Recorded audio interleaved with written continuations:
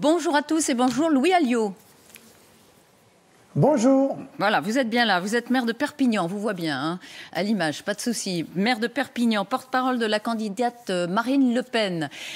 Vous êtes en duplex de votre mairie de Perpignan. J'imagine que vous avez à présider des cérémonies en ce 11 novembre ce matin. On va parler du sanitaire, si vous voulez bien. Monsieur le maire, après Emmanuel Macron, Olivier Véran sur TF1.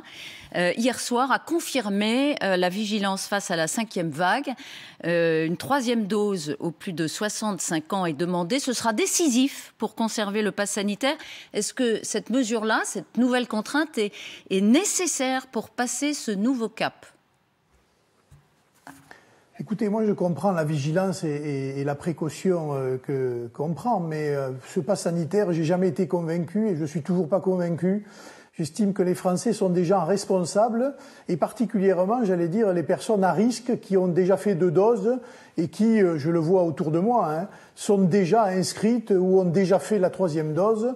Et j'ai l'impression qu'on infantilise un peu les Français en les obligeant par la contrainte à un certain nombre d'actes, alors que, vous savez, ils regardent les choses d'une manière responsable, ils voient bien le danger pour les personnes âgées notamment ou les personnes à risque, et donc font le nécessaire pour se protéger et protéger les leurs. Donc de ce point de vue-là, je suis très sceptique et même très opposé au pass sanitaire. Vous êtes très opposé au pass sanitaire, Louis Alliot ? Oui, parce que je vous dis, moi je suis pour le principe de responsabilité. Et je ne pense pas que c'est comme ça, par la contrainte et la menace, qu'on arrive précisément à convaincre les personnes de le faire. Et d'ailleurs, ça s'est relativement quand même bien passé depuis le début. Grâce je au ne pass pense sanitaire, pas que le pass sanitaire soit... Grâce au pass sanitaire, l'évolution de l'épidémie se passe plutôt bien.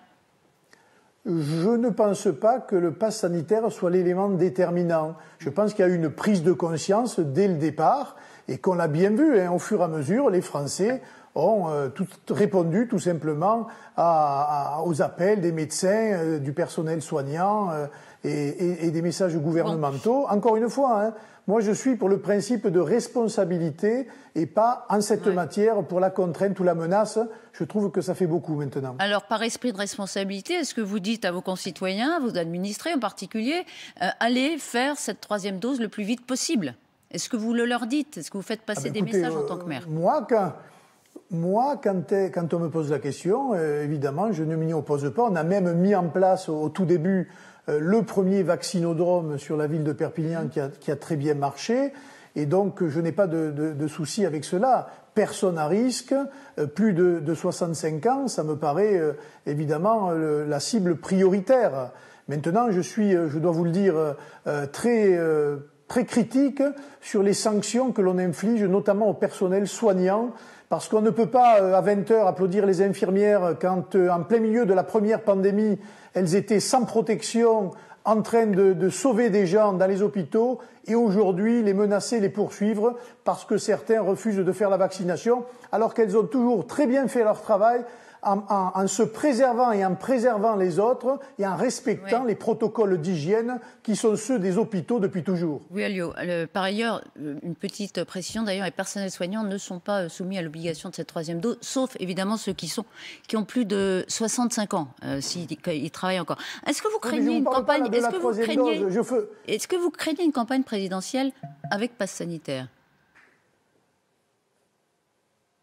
Vous comprenez ça ce que je veux dire ? Ça aura une influence, et on l'a vu au régional et on l'a vu au départemental, ça a une influence. Il y a des personnes qui, depuis cette pandémie et depuis la mise en place d'un certain nombre de contraintes, depuis aussi, il faut bien le dire, la cacophonie qui a existé au sommet de l'État, eh bien, se désintéressent de la chose publique et ne vont pas voter. Ce qui est à craindre à cette élection présidentielle, c'est les gens qui ne se déplacent pas pour aller voter. Alors, il peut y avoir plusieurs facteurs, mais je pense que la pandémie et la gestion de la pandémie peut être un facteur non négligeable pour les gens de ne pas aller voter. Et d'ailleurs, moi, je lance un appel, et je leur lance un appel, c'est quand même très important d'aller voter à cette élection présidentielle, parce que de cette élection présidentielle dépendra l'avenir de la France. Et je pense qu'il faut maintenant, faire preuve non seulement de courage, mais de volonté, de détermination en se déplaçant aux urnes. C'est plus qu'un droit, le droit de vote, c'est un devoir de citoyen. C'est un enjeu, évidemment, pour vous, évidemment, le Rassemblement national, mais c'est un enjeu démocratique. Une annonce aussi par le président Macron d'un serrage de vis sur les chômeurs qui ne rechercheraient pas activement un emploi. Vous approuvez, Louis Alliot ? Non, c'est toujours pareil, vous savez. Monsieur Macron profite de la crise pour durcir les règles d'un certain nombre de publics, mais on ne peut pas, au nom de quelques abus qui existent certainement, pénaliser l'ensemble. Moi, je reçois tous les jours des demandes d'emploi, je reçois tous les jours des CV, je vois tous les jours des gens qui sont dans les difficultés, et pourtant, ils ne trouvent pas d'emploi, ou il n'y en a pas qui soient adaptés à leurs compétences. Je pense que maintenant, il faudrait surtout mettre en adéquation les formations que l'on propose avec la réalité du marché du travail. C'est incroyable que dans le bâtiment, dans la restauration et dans d'autres secteurs, on ne trouve pas assez de main-d'œuvre, alors que, les demandes sont tout aussi nombreuses que quand M. Macron a pris la responsabilité de l'État en 2017. 300 000 offres d'emploi non pourvues. C'est stigmatisant de la part du président. Il culpabilise les chômeurs. C'est ce que vous dites ce matin ? Parce que je pense que les chômeurs qui abusent ou qui le font, qui font exprès de ne pas répondre, etc., et ça doit exister. Et je pense que Pôle emploi doit avoir bien ciblé ce public-là. Mais les autres... Mais alors qu'est-ce qu'il fait, Emmanuel Macron ? Il fait de la politique. Comment vous interprétez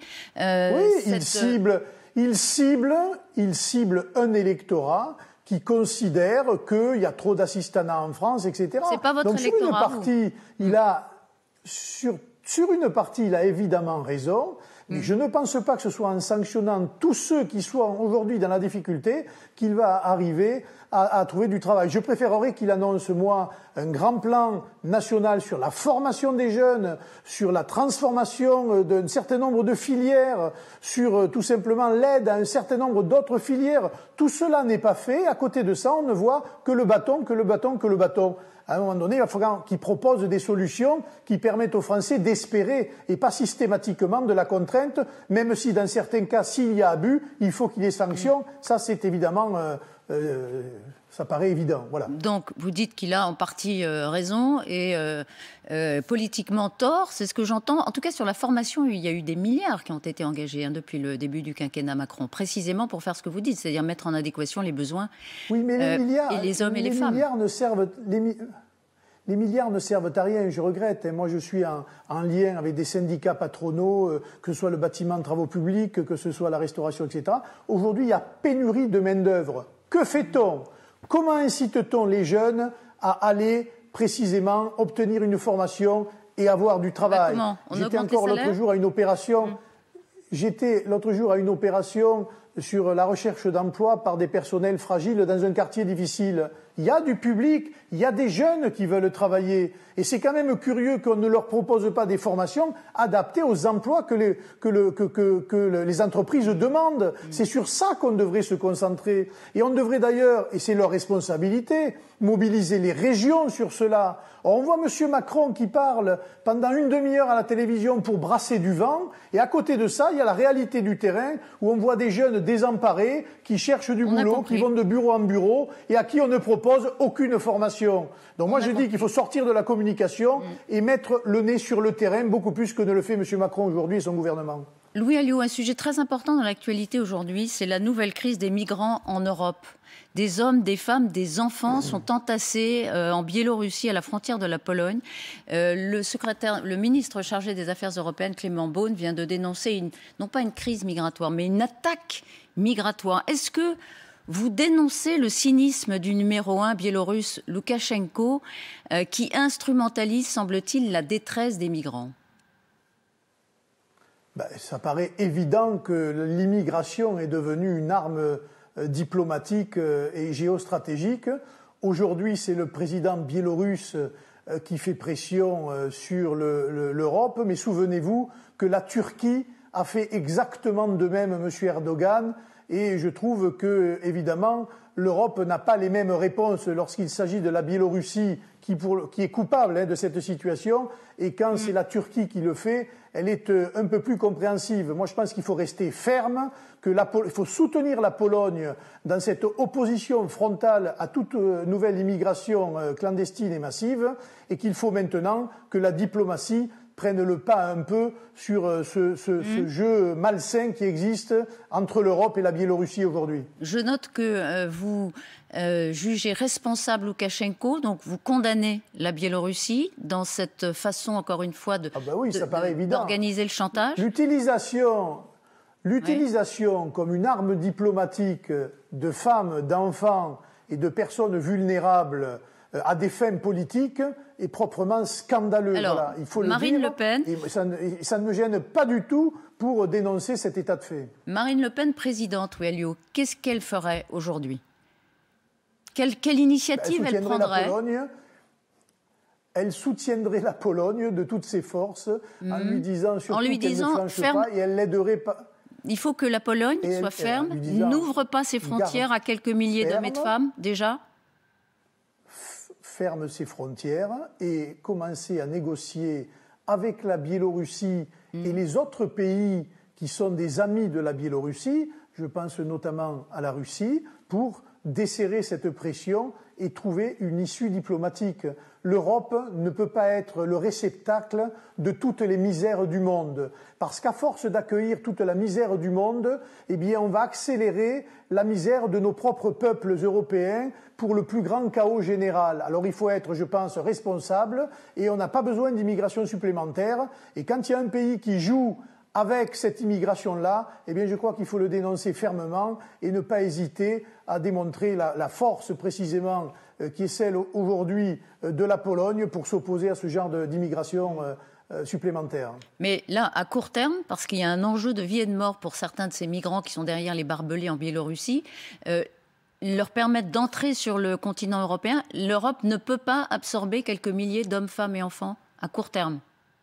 Maintenant. Écoutez, ça fait combien de temps que l'Europe absorbe Ça fait combien de temps que l'Europe absorbe chaque année, avec ce genre de considération, des milliers et des milliers de personnes. Tous les jours, vous voyez, dans les Pyrénées-Orientales, à la frontière, vous avez des migrants qui passent, qui arrivent dans notre pays, à qui on ne propose pas de travail, il n'y en a pas, à qui on ne propose pas de logement, il n'y en a plus, et qui errent comme ça dans les rues, ou qui saturent les places sociales qui sont proposées aux gens les plus vulnérables. Et on en fait quoi, Madame Martichoux? Est-ce que quelqu'un va un jour se poser la question de savoir qu'est-ce que l'on fait de ces personnes que l'on accueille et à qui on est incapable de donner un avenir ou tout simplement de donner une subsistance au quotidien? Eh bien, malheureusement, on est en train de créer les conditions des chaos dans les villes, et je peux, moi, vous assurer que dans les mois et les années qui viennent, ça sera encore plus difficile. Soit on arrête maintenant toute nouvelle immigration, soit on paiera très cher